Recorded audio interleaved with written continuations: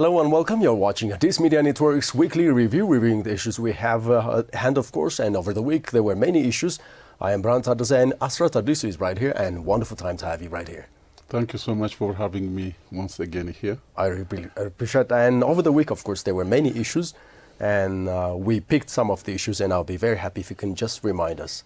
Yeah, as usual, we are going to start with the diplomatic ties of Ethiopia with other countries in the nearby or somewhere else. For instance, Ethiopia has once again reaffirmed its long-standing diplomatic ties with the United States. And the other aspect of diplomatic ties of Ethiopia is Austria and Ethiopia's strong partnerships. Which is still a kind of diplomatic relationship.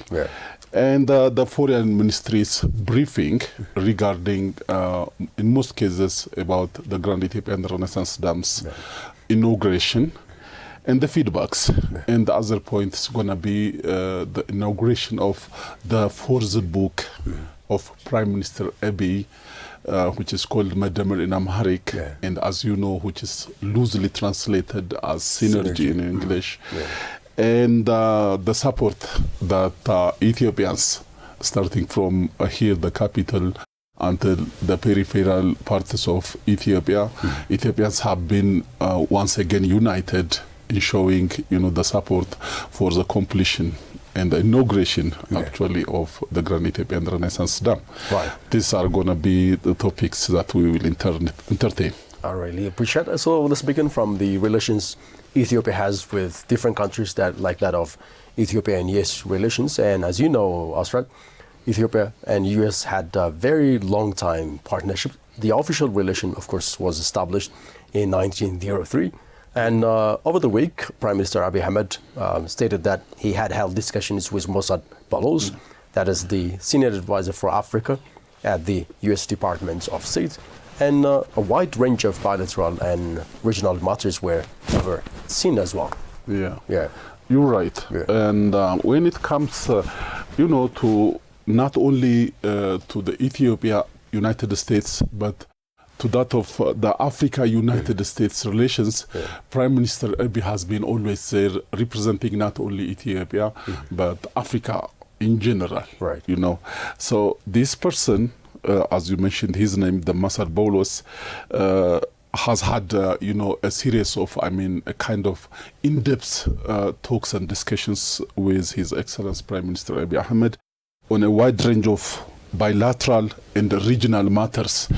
East Africa is a hot cake on the table right now because of so many geopolitical issues which has raised interest across various countries. So Prime Minister has mentioned in his social media that they have engaged in some constructive talks. The constructive talks actually, countries, when they engage through their representatives, they usually talk about the economic ties and the political healthy relations and the interactions and so on and so forth.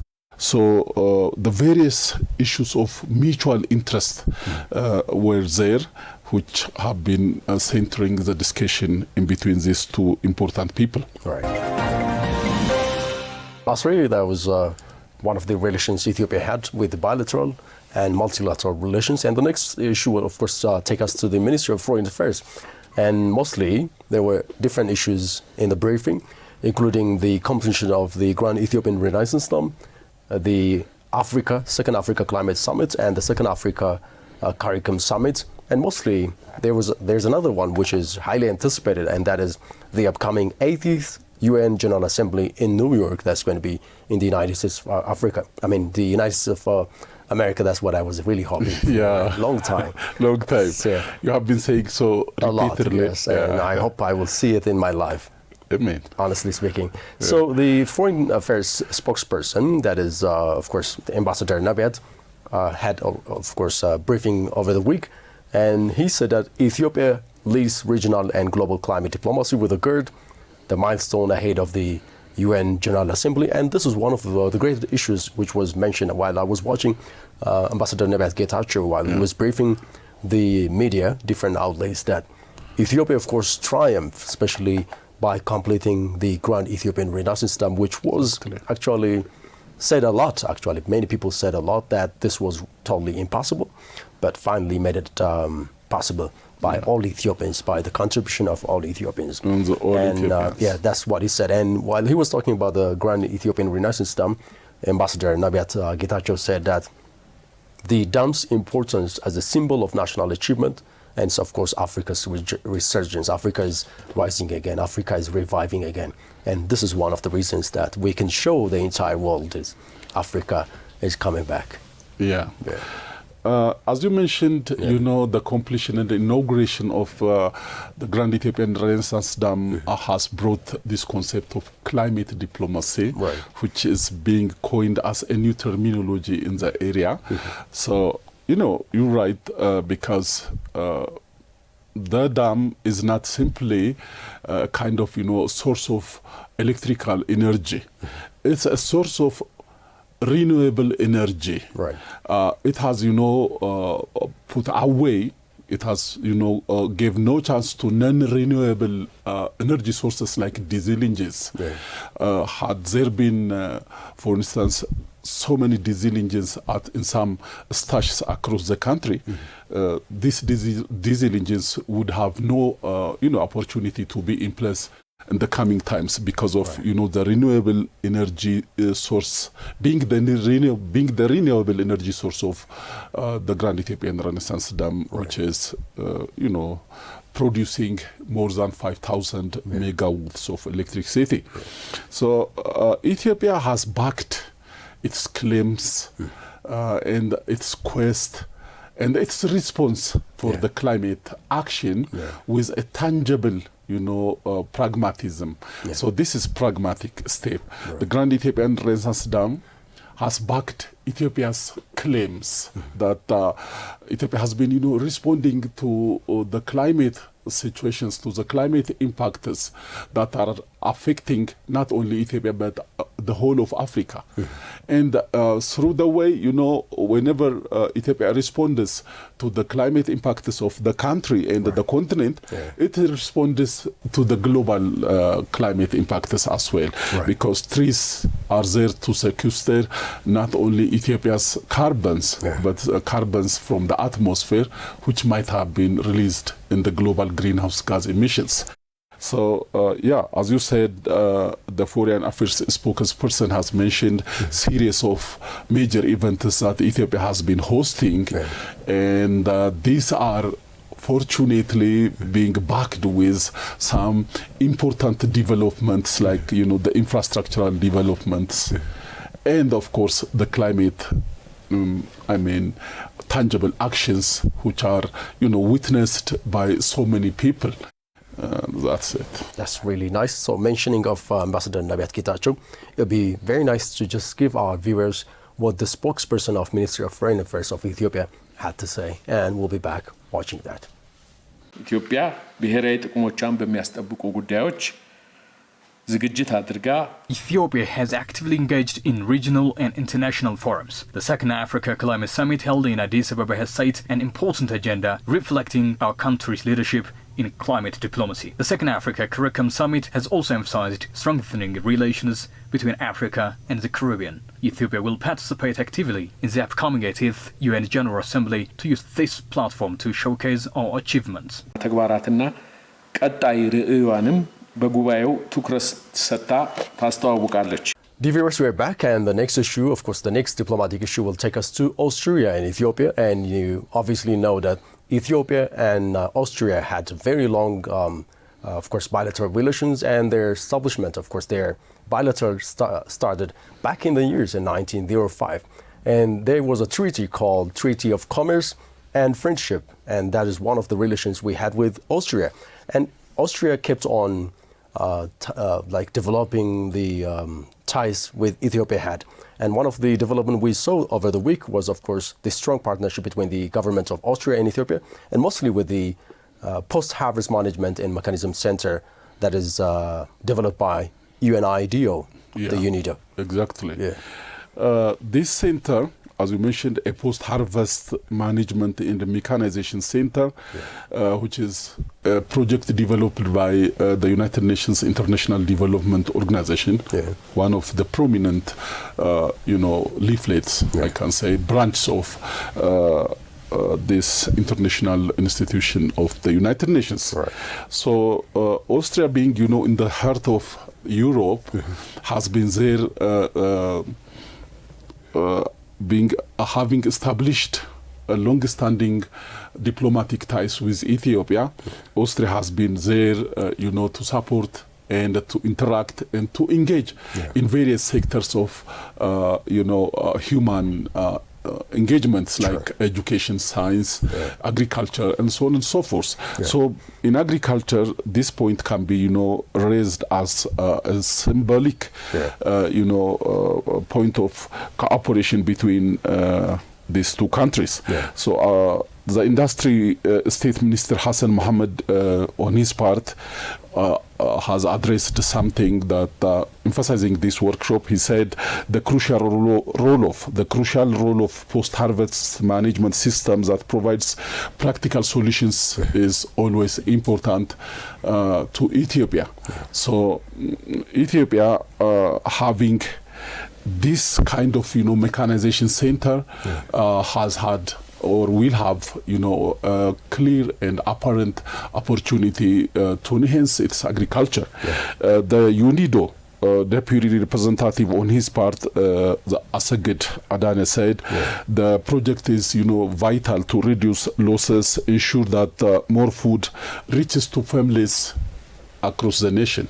So both parties, not only that of the Austria and the Ethiopia, but still the UNIDO is being involved, and their involvements are, ascertaining the relations of not only Ethiopia and Austria, but that of the international organization in upgrading the lives of Ethiopians. That's really right. Even we can mention what the Austrian ambassador to Ethiopia, Simon he said that this project will introduce effective, affordable, and locally adaptable solutions. And this, of course, will reduce losses at the different critical points in the value chain. Well, having said this one, it would be very nice to just give our viewers what State Minister of Industry, Hassan Mohammed, and the UNIDO Deputy Representative to Ethiopia, Asagid Adane, and we will also listen, of course, the Australian Ambassador to Ethiopia, that is Mr. Simon. So, dear viewers, let's go watch the videos and we'll be right back. You're watching Addis Media Network's Weekly Review. We'll be right back. The Ministry of Industry reaffirms its strong commitment to ensuring the effective implementation of this project, together through innovation, coordination, collective efforts, and shared vision will reduce post-harvest loss, strengthening integrated agro-industrial parties and RTCs or rural transformation centers, and advance Ethiopian transformation into resilient, inclusive, and competitive manufacturing economy. This project is about unlocking potential by improving those post-harvest practices. The project will enhance food security and raise farmer income.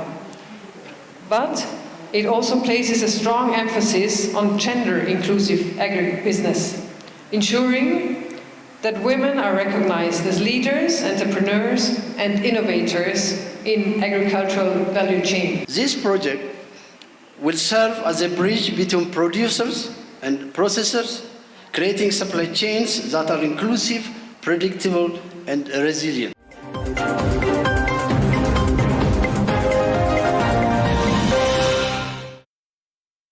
Dear viewers, we're back, and the next issue will take us to a book publishing, and that was published by Prime Minister Abiy Ahmed, and that is Medable State. That is the latest and fourth book, and this is philosophical and political series, and this is the book.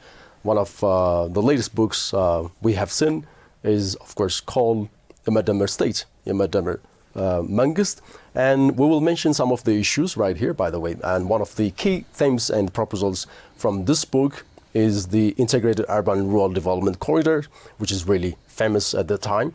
And the urban growth is, of course, surrounding rural areas using the corridor infrastructure and multi-sectoral planning to ensure that modernization benefits, of course, broad population and not only the cities. By the way, one of the issues why this urban and rural development corridor came was because, as Prime Minister Abiy Ahmed mentioned it in his book, is because of the imagination. Let's go to page 121 of his book, and it says, Menabawi Kafeta.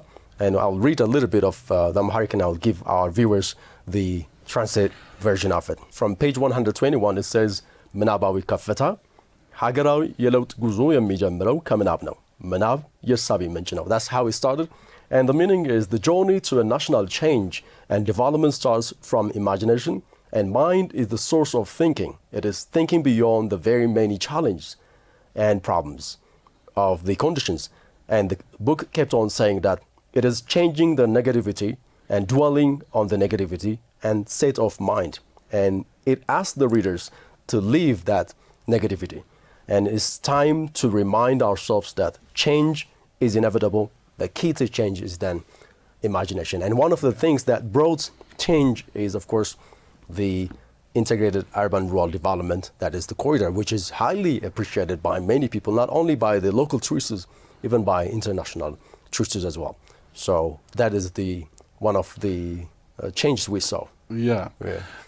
So, you brought an important section of the book, which, makes everybody, to get involved back. Back in the day when the Ethiopian reform government surfaced, it was simply an idea.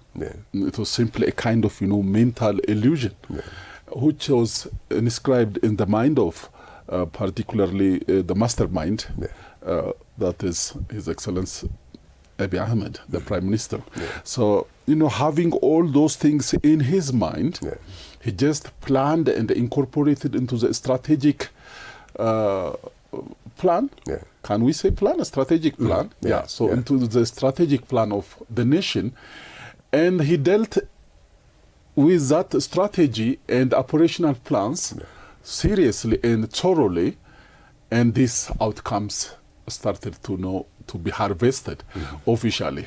So, as it has been repeatedly mentioned, the Amharic word "medemer" appears very,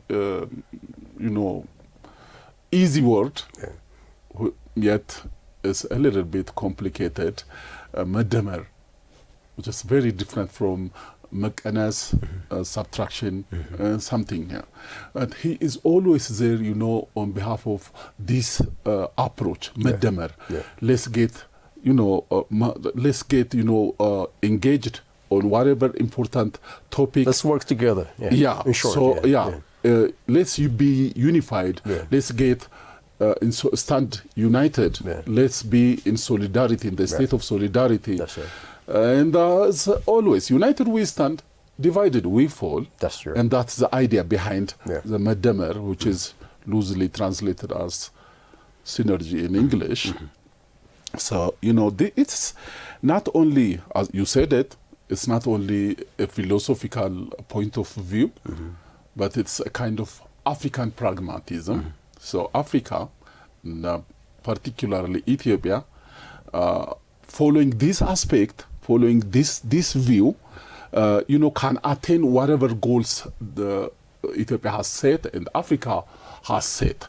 So coming all together, standing together for a purpose or purposes that are important for the country of Ethiopia or other African countries, the goals are achievable. You mentioned, this integrated urban-rural development, which is a corridors, because it's urban and rural, not only urban. The other point, which is focused in the book, is the governance reform, which is, making institutions far better than the existing form of themselves, and, improving accountability, enhancing. Just accountability should be there, and nobody shall escape the rule of law, and reducing personalistic politics.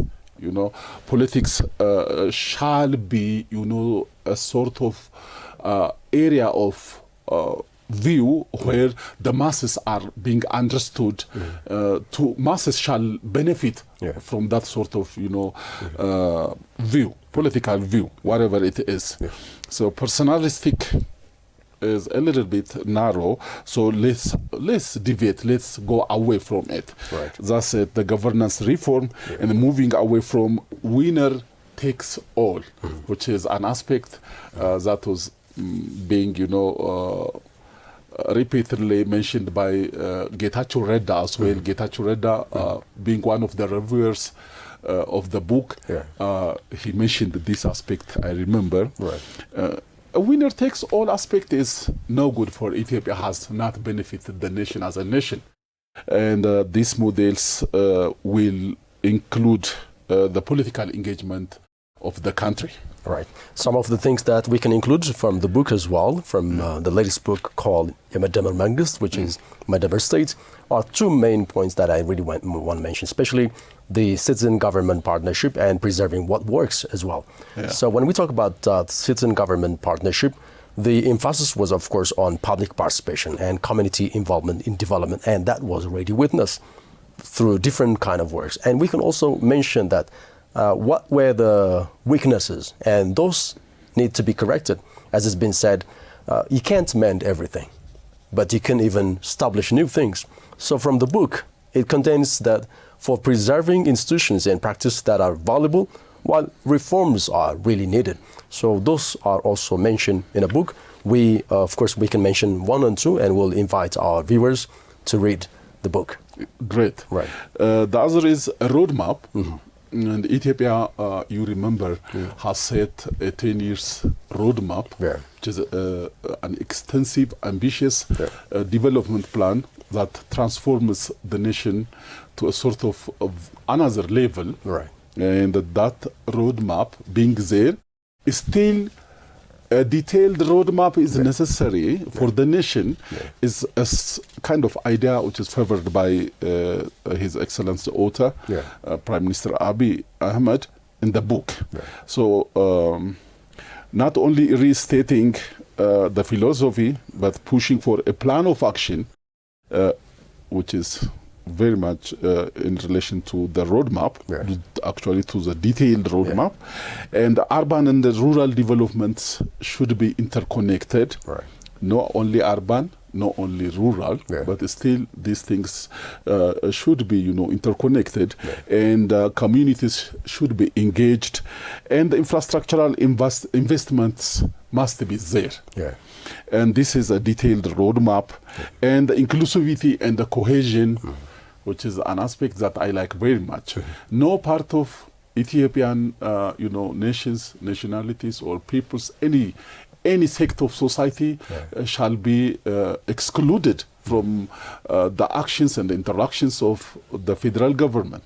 So whatever happens here in the city of Addis Ababa, in the capital of Addis Ababa, must include others in the peripheral parts of the nation. So, the cohesion and the inclusivity should be there, and the book, favors this aspect, and this is wonderful. I really appreciate that. By the way, this book, as we know the earlier books, this book plays an important symbolic role, and it sets even narratives, and it gives citizens something to rally around, that is helping them unify discourse. Dear viewers, this is the book, Medemmer State, and we invite you to read the book. And regarding the inauguration of the book, including the Prime Minister, Abiy Ahmed, Getachew Redda, the Prime Minister's advisor on East African affairs, and we'll also see philosopher scholar at Addis Ababa University, that is Danyacho Asafa. We'll also include Ministry of Planning and Development, Fitsum Asafa. There were other reviewers as well, but just because we have time constraint, we'll check only this, and we'll be right back.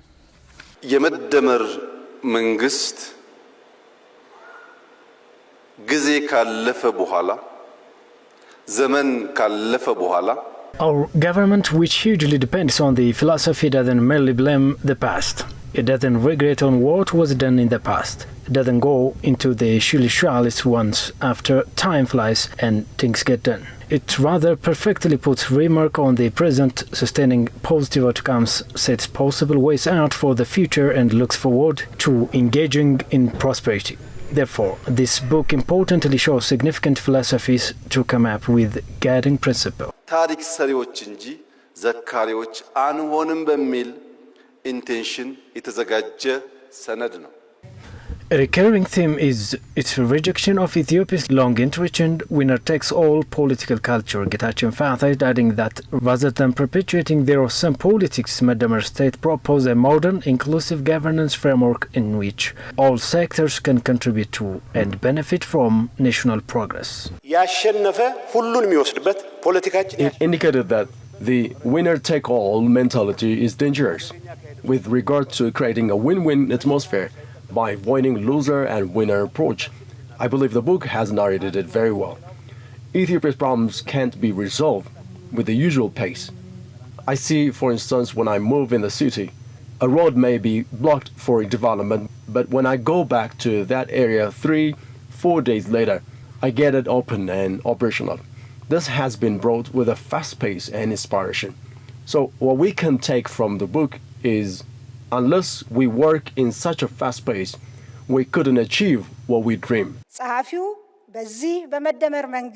The book offers a political and economic perspective that redefines governance through synergy, creativity, and inclusiveness.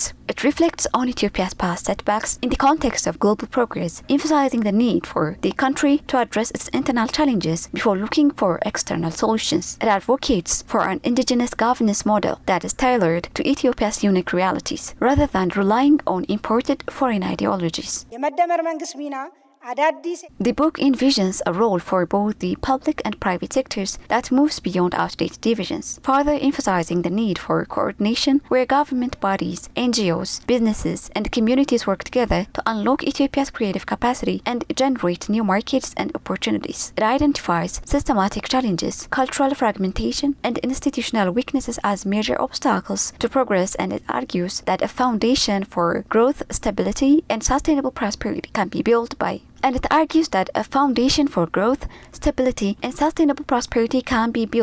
addressing these issues through synergy and inclusive governance. ዶክተር አብይ አህመድ እንዳሉት ለሚነሱ ችግሮች ከብዙ አንጻር ያዩ As His Excellency Prime Minister Abiy Ahmed said, it's important to find multiple solutions with a critical insight from many perspectives for problems. In philosophical language, he doesn't follow monoism approach, and the book clearly shows an approach based on many perspectives.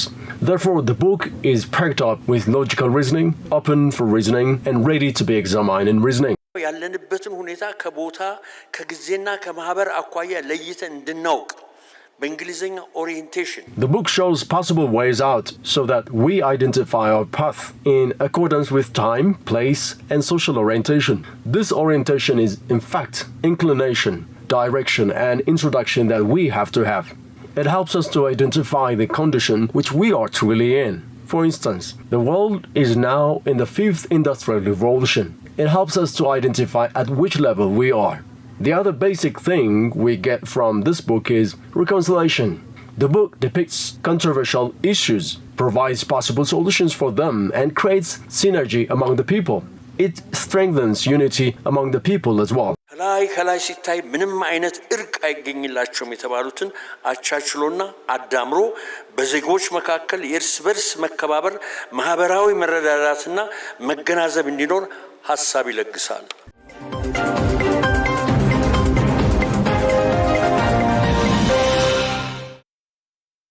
Dear viewers, we are back and you're watching Addis Media Network, and this is our weekly review. I am the producer Brahana Tadasa, and here with me is Asrat Adisu. Of course, we're reviewing the issues we had over the week, and the next issue will take us to the commitment to climate action. And now, Asrat, you've been doing many stories, and I love the inclination you have, especially to climate change. Yeah. Not because you love the change we have in a negative way, but in a very positive way. Yeah. And you've done many interviews as well, and that is one of the things that we can talk at this exact time. Yeah. And Ethiopia, by the way, hosted the second African Climate Summit in cooperation with the African Union in Addis Ababa that was held from September 8 to 10, and there are many summits we are expecting. And in short, let's see what the climate action is really. Yeah. Climate action, in short, is a response to the impacts caused by the climate disturbance, by the climate unrest. Yeah. And, you know, Ethiopia has been there to respond to the climate unrest, to some of the climatic impacts. So, we can easily, comprehend the fact that the Western Hemisphere, sends to the atmosphere a big chunk of carbon.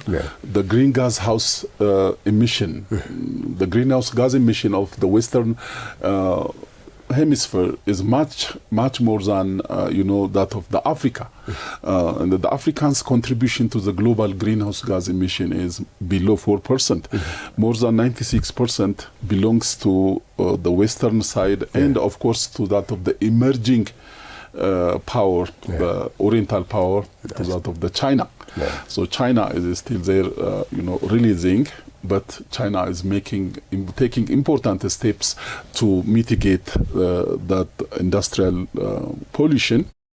So this climate action, regarding the climate action, still being the insignificant contributor to the global greenhouse gas emission, Ethiopia has did a lot in its part, being a leading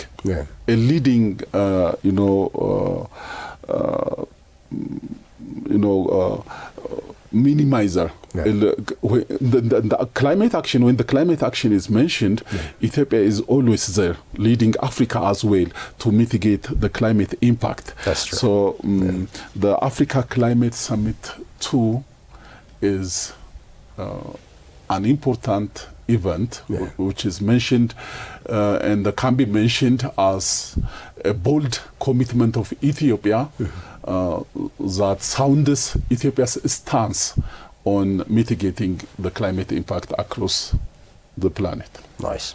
These are African solutions to global food and climate challenges. It will provide over 5,000 megawatts of renewable power, lightening the way to fair energy for Ethiopia and East Africa. We are advancing our national clean cooking roadmap. It will free millions of households from smoke-filled kitchens and ease the daily burdens, especially for women.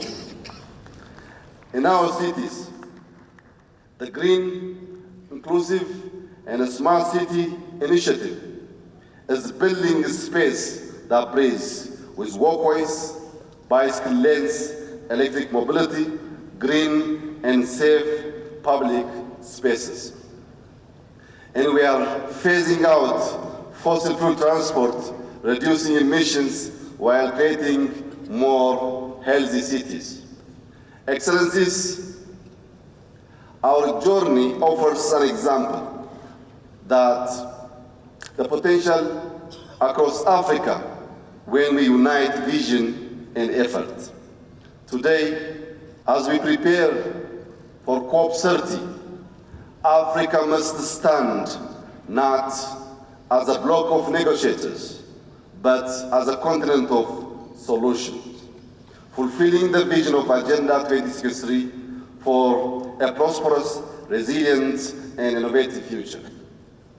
We must make Africa the place where the world sees climate goals achieved, where reforestation is not a pilot project, but a culture, where climate-smart agriculture feeds millions, and where green corridors connect cities and rural areas in a shared economy of life.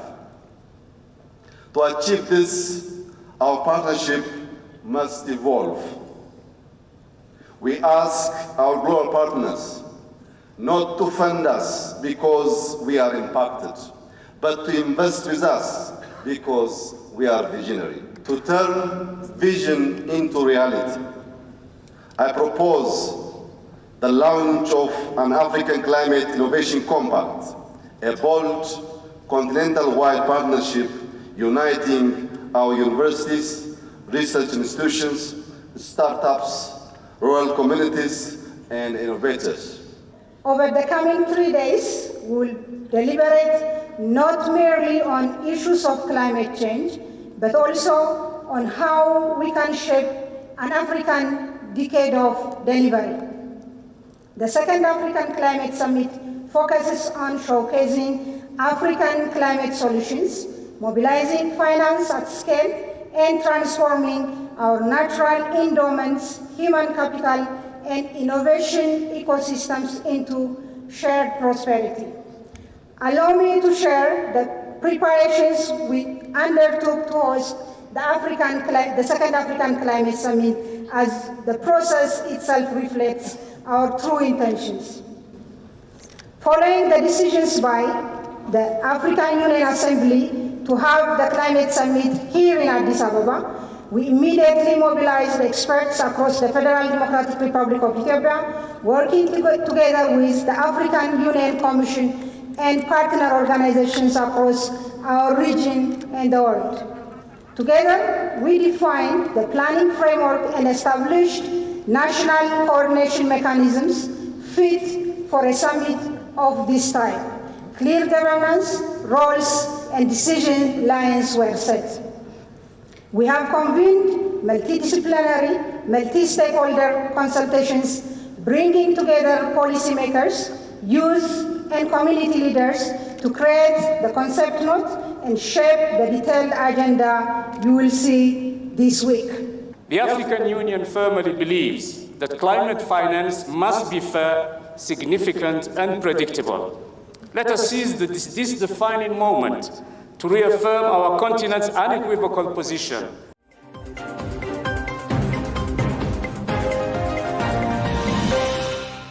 I thought the final issue will take us to foreigners about Ethiopia, about Addis Ababa, and people have been, of course, visiting the different developments in Ethiopia, including the latest urban and rural corridor developments, and they were really highly appreciated. It's not just only one or two, many people have been appreciating this one, and this is quite amazing because we really deserve that, because when you work hard and somebody appreciates it, that's really quite amazing. And we can just, some of the examples from themselves, let's just check what they had to say, and we'll be right back. Ethiopia is actually a global leader in climate change strategies. Ethiopia has had a green growth strategy. I think it is now in its second or third term over a very long period of time. And Ethiopia not only has a strategy, but it has specific programs that have been implemented in order to ensure that the strategy becomes a reality. Those specific actions include, for instance, ecosystem rehabilitation, which has been happening over many years, the construction of the Grand Renaissance Dam we have talked about, even the changes in vehicle importation policies, the shift towards electric mobility, which is clean mobility. All of these are strategies designed to reduce the footprint of Ethiopia, the carbon emissions from Ethiopia, but also make the Ethiopian development process greener and renewable. Addis Ababa is evident, it's everywhere. I was last here in 2015, and I'm amazed at how green the city has become. It's actually living out a mitigation of climate change is green. And the city has planted so many trees, so many grasses, you can see evidence of it. And Ethiopia is leading the way by building the big dam and using hydroelectric power, generating hydroelectric power, moving away from fossil fuels. Ethiopia is leading the way in doing that. And also so much sun in Ethiopia, harnessing it with solar will go a long way towards mitigating fossil fuel usage. One particular thing that I think that we should do is that when we realize that Ethiopia, for instance, has moved on and has advanced well in climate change solutions, maybe we should sit around the table and come to Ethiopia and ask what they did so that we can replicate it, because we are Africans and solutions from one African country can actually be replicated in another than solutions from European or the European world. We all know about the huge project of the city, about the corridor project, about the river project. We all saw what has been the change for the people in the roads, the new roads, the new pedestrian roads, the new bicycle lanes. I think that's a huge change. And I definitely, and this brings us back to climate, of course, there are many more changes. The huge amount of electric cars today which is a real change. 2 years back when I arrived, there was hardly any electric vehicle. Now you have so many in the city. From friends who ride an electric vehicle, I always hear the point of infrastructure, so loading infrastructure for them. Also the after sale of the companies, the cars they bought. I think this will be something to work on, and I'm sure that there is work on that, so that it will be really successful, this green transition in a way to electric cars.